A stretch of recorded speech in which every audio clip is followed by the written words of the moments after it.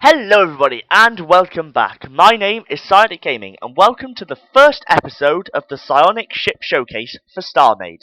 Now, I hear you asking across the telepathic web that I have set up around my YouTube community. I hear you asking, what is the Starmade ship showcase? And this is a perfectly viable question. And my voice is a perfectly viable thing to question as well. But we're not going to go into that today. Because the Psyonic Ship Showcase is where I review other people's ships.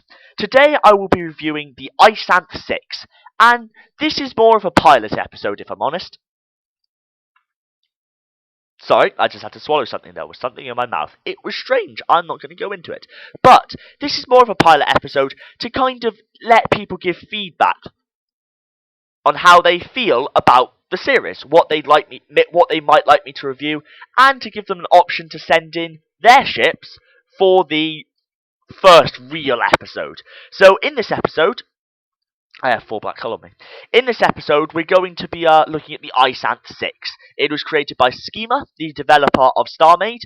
It can be purchased in the shop for 16,000 credits, I believe. I'm not sure, but you probably know already. I'll go into more detail on that later. But so the first steps, there are 1, 2, 3, 4, 5, 6, 7, 8, 9, 10 categories that I will go into when reviewing a ship.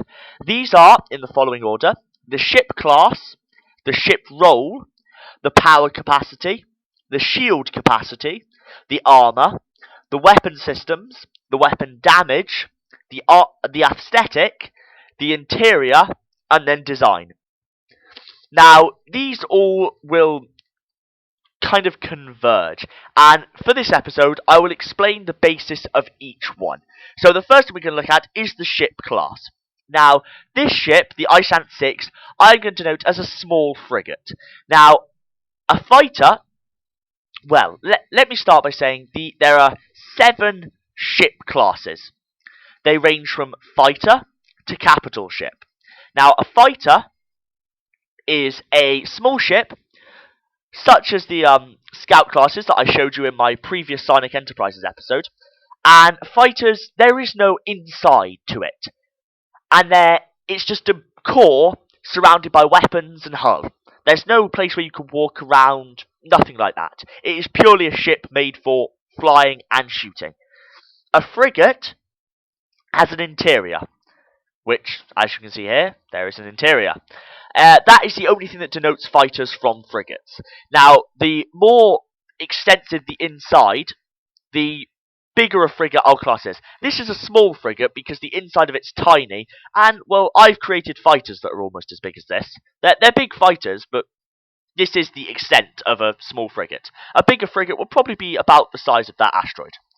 In fact, see it, there's the front, and there's, like, the wing. There's like a side rocket launcher thing, and there's this. Yeah. Anyway, so the next thing you've got is the destroyer.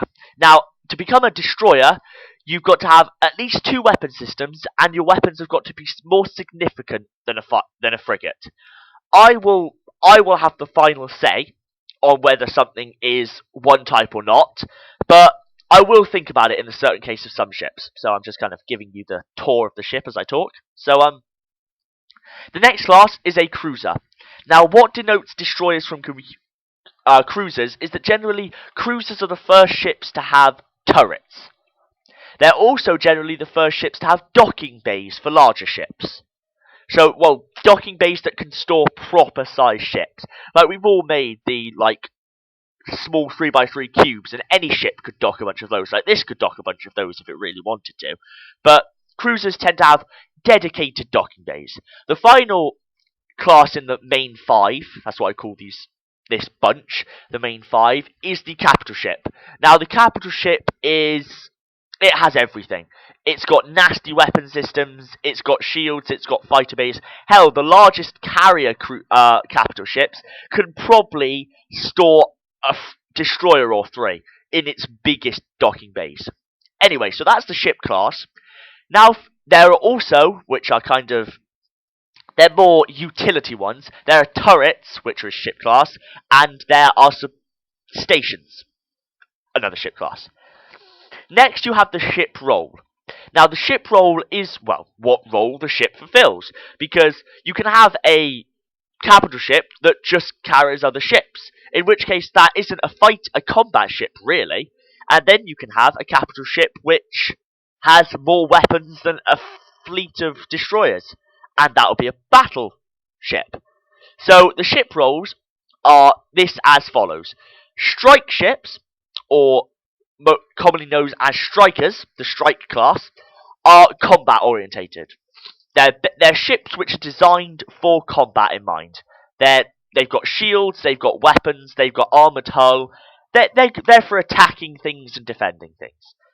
You then have the salvager role, which of course is for salvaging other people's resources, such as the scavenger classes that I've done before.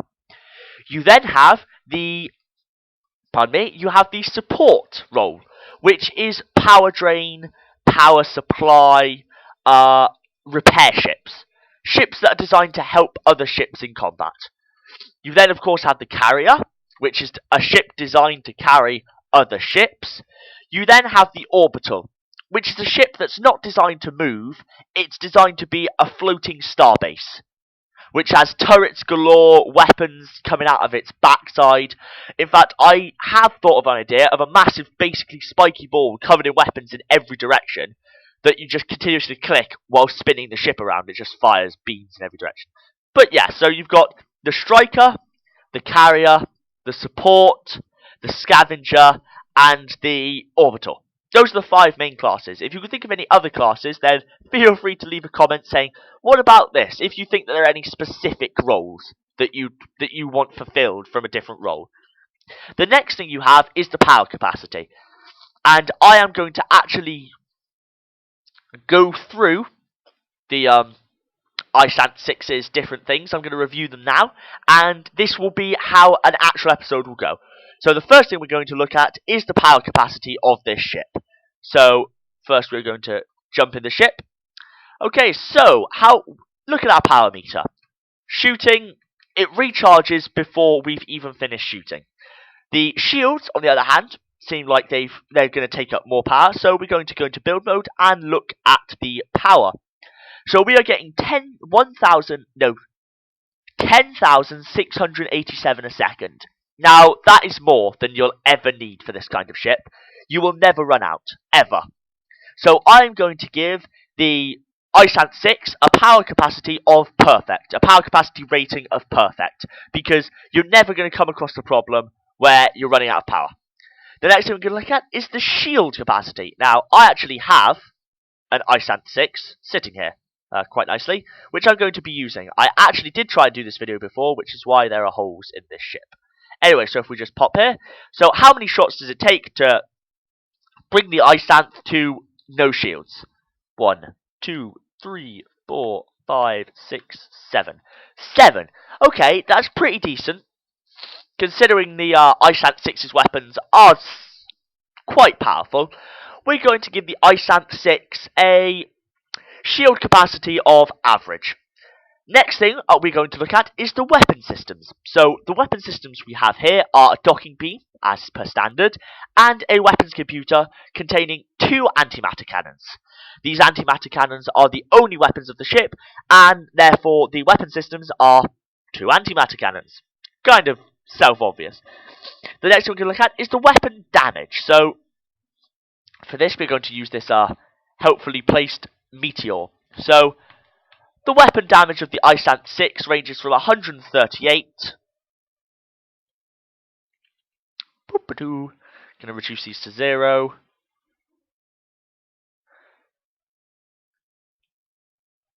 So at minimum, we're looking at 71 damage, which is pretty poor. You're not going to have a very good time getting through hardened hull with that. However, if we put this to a significantly higher stage, okay, we'll leave it at that. We won't go into extreme detail. I'm going to give the Isanth 6 a damage output of below average, because for a frigate of this size, it could do with significant more damage. Its weapons systems aren't really designed very well. The next thing we're going to look at is armor. So if we just stop the ship. So we're going to use this Isanth 6 that we so happen to have here for armor. So basically armor is how many shots does it take to get through to the Isanth's main systems. Now at the back, it takes, well, once you've got through the shields, one shot will get through there. If we go here, the antimatter cannons, one. I've just destroyed a bunch of antimatter cannons. If we go to the front, and the cockpit is dead. So, and then if you go from a side where there's, the ship. From up here, just bang, bang, bang. There you go. So it took 3 shots from a corner. It's not much. It's very, very easy to break through the Isanth 6's armor. So I'm going to give the Isanth 6 an armor rating of poor. Because, well, its systems are very close to the surface. The next thing I'm going to be looking at is aesthetic. So aesthetically, the Isanth 6 is a very nice looking ship. It's black and white, which, well, black and grey, which kind of makes it a bit dull. But it has this plexiglass at the front, and it's generally arranged in a very nice looking. It looks quite nice. It doesn't look ugly. The next thing we're going to look at is the interior. So if we just pop in here. So the interior is made up of the system's core components. It's made up of power and the ship core and so forth. It's not very pleasing. So as you can see, the aesthetic, interior, and design aren't going to have ratings. I'm not going to rate the design. But I'm going to give my personal opinion. So I think that the inside of the Isanth 6 is pretty. It's not very nicely done. It's not a beautiful ship inside, but from the outside, it's pretty nicely done. Design-wise, now it's been designed very well. Its weapons and its cockpits and its power and its shields have all been designed in a very nice way, which makes the ship very, very efficient. So I like the design. Now, there are 2 things that I forgot to test earlier, which I'm going to test now. So they are the speed and the maneuverability of the ship. So if we just close these doors. So first is, how long is it going to take me to get from 0 to 50 and then back to 0? So 1 and 2 and 3 and 4 and 5 and about 5.5 seconds. So that is very good for speed. That is very quick, sharp acceleration and deceleration.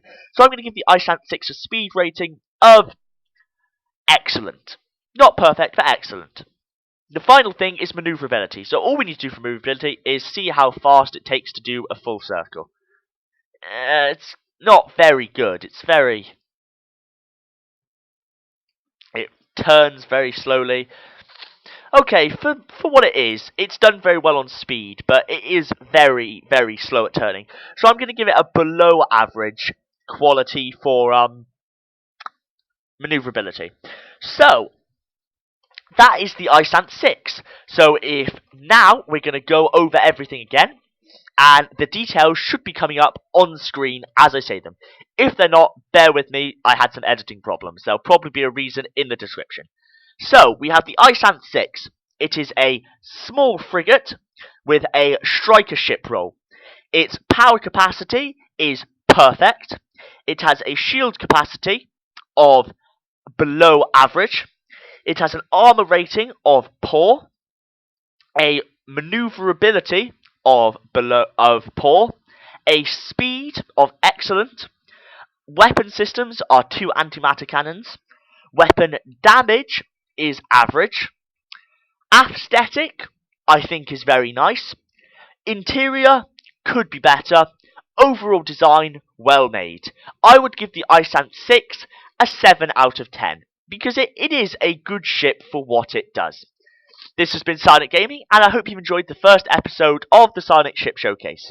Of course, this has been my first attempt, as well as your first viewing, so the future episodes should be more streamlined.